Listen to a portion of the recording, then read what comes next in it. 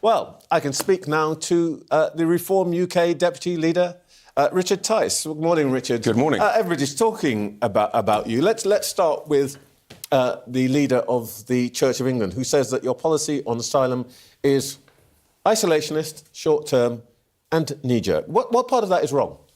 All of it's wrong, because our policy on asylum seekers and removing those who are here illegally is to look after the people that the British government is supposed to look after, which is the British people, and to make them more prosperous, to improve the quality of public services for British citizens. And you've now got a government that's basically admitted the opposite is true. They're more interested in protecting the rights of people who've come here illegally, therefore they are criminals, than looking after the rights of British citizens. That's the dividing line, and that's why the latest poll shows that at 35%, we're 15 points ahead of a disappearing Labour Party. Well, let's not argue about individual polls. There's no question that you guys are ahead, but is there a problem, though, for you that this is a clear statement of policy, but credible governments make agreements with other parties internationally? What you're basically saying is, in the end, what matters is what we want for our people, and deals that we might have made over periods of time with the United Nations, with other countries in Europe, with others, they can all go by the wayside because we need to get re-elected. So are you suggesting that a 70-year-old, out-of-date, unfit-for-purpose agreement is more important than actually looking after the interests of the British citizens today? Let me tell you, that is such an out-of-touch suggesting that when you make a promise... And that is why we're leading the polls and why the Westminster class is so out of touch with how furious people are.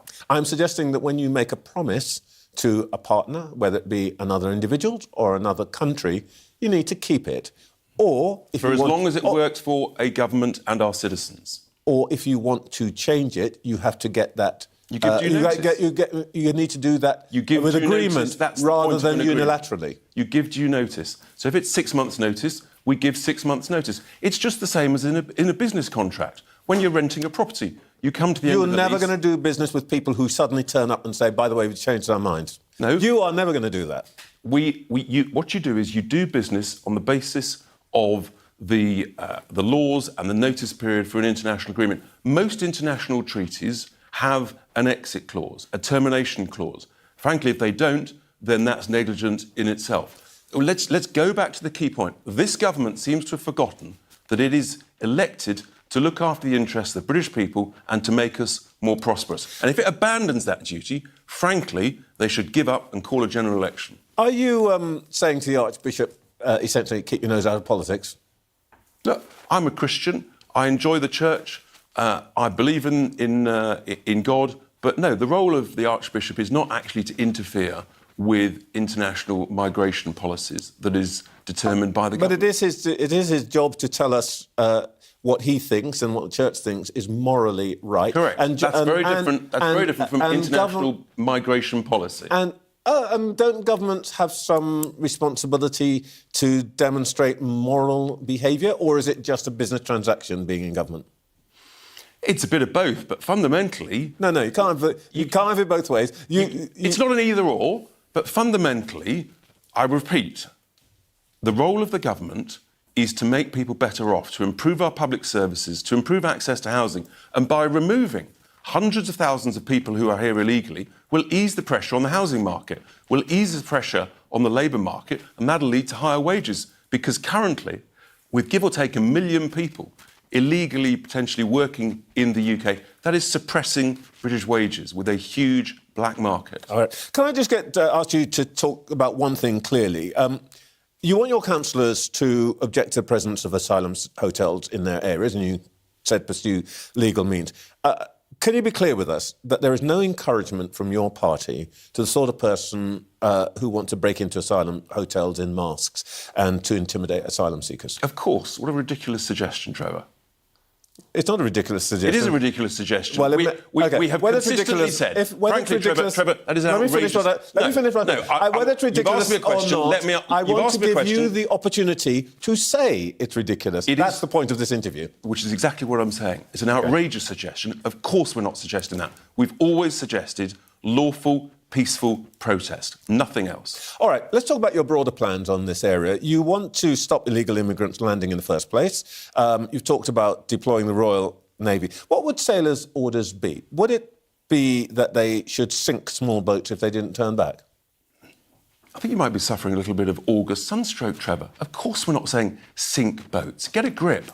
What's the point of putting the Royal Navy out there? The point of putting the Royal Navy out there is to act as a deterrent alongside our deportation policy, which will deter people from coming. Because everybody will know, if they land on these shores, they will be detained, they will be rapidly processed, and they will be deported. This is very interesting. Most deterrents work because the deterrer is going to do what he or she says they're going to do. And so if you put the Royal Navy out there, what are they? Are they just interested observers? Yes. What, hanging about? In a sense, that's what the Why border are you force wasting are the currently Navy's there. time? That's what the border force are currently there for. But they're acting as a taxi service. Well, why are you wasting the Navy's time just out there having a look? Assuming we're right, and we think we are, that our policy of deportations and detaining and deporting works, within weeks, the incentive to come here will finish. So it doesn't matter whether it's Royal Navy out there or not. Therefore, we enjoy the success that Australia had some 12 years ago when they had a pushback policy, and guess what? But you're not answering my question. What is the point of putting the Royal Navy in the Channel if they are not going to take aggressive actions against the small boats? It's all part or any action. It's all part of a deterrent. And do you know what you do? Just like in business, you make a decision, you try something. If it works, you keep pursuing it. If it's not working, you tweak, you adapt, you adjust. That's how you work in business, and that's how governments should run. And you try a variety of measures. We've put forward very clear plans. That's why we're leading in the polls, because people clearly understand if you're here illegally, you're going to be detained and deported. If you come here illegally on small boats, you're going to be detained and you're going to be deported. You're going to put people in disused military facilities and then deport them to a third country. Are there any countries with whom you wouldn't do a deal?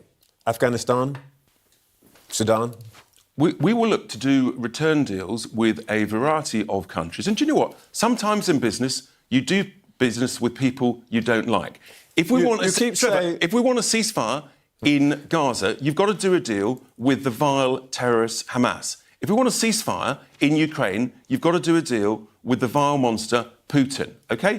And if we want to return people to places like Afghanistan, you may have to do a deal with the Taliban. Sometimes things are difficult. Sometimes you deal with people you may not be best buddies with and go to the pub with. With respect, you said 4 times that in business you do this or you do that. Well, you know, I'm also in business, but the truth is that there are things you cannot do if you are an elected government that you would do in business. So, just to be clear, there's no barrier from your point of view doing deals with countries, their human rights records, the likelihood of people being tortured and so on.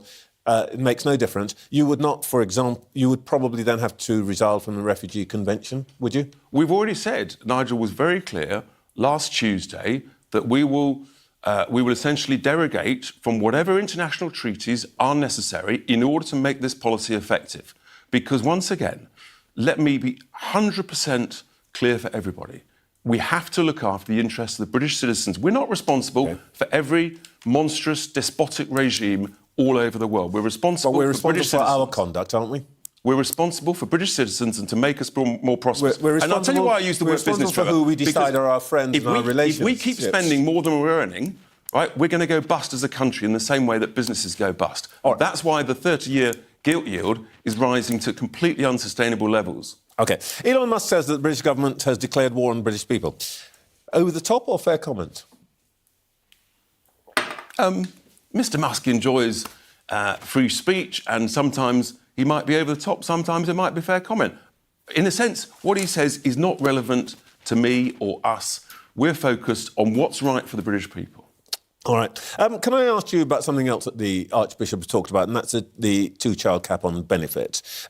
I think you would scrap it. Is that correct? Yeah, we want a child benefit system that encourages more British families, more British births, because we've got a demographic problem at the moment. But equally, we need a welfare system that gets people back into work and stops people making the lifestyle choice of essentially deciding not to work. So you scrap it. Can I just ask you if you would agree with Gordon Brown's way of paying for getting rid of it, which is essentially a sin tax, gambling tax? We agree with Gordon Brown on probably zero, although he does agree with me, for example, on not paying voluntary interest on the Bank of England's printed reserves.